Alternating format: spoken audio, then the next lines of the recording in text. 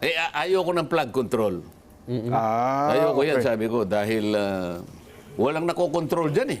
Hindi kaya i-control yung flood, opo. Sa flood control, Oho. yung nakokontrol, yung budget ang nakokontrol, yung flood hindi. Hindi kaya yun, nawawala. wala, opo. Saan mo ilalagay? Sabi ko, ako, water management ako. Maglalagay ko ng dam para sa ganun, yung patubig. Kasi alam mo, farmer ako eh. Impounding area pala gusto Palaging nyo. nakatatak sa isip ko na yung Tarlac, kung bakit walang irrigation ng Walang- Tarlac. Opo. Nakagustuhan kong makatulong, na-identify ko yung Claveria. O ngayon, napatunayan ko.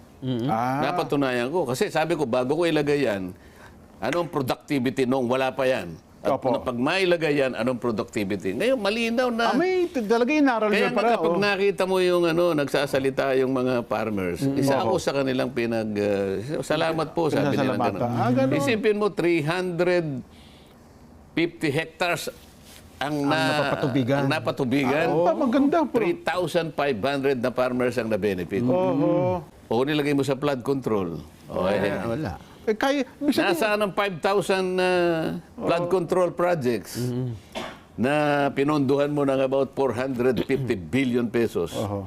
wala, inanod po ng baha. Kaya Na-plug niya po. kaya nga patatawag natin sa blue ribbon yung mga yan. Ganun po. O ngayon pa lang tinatakot ko na eh.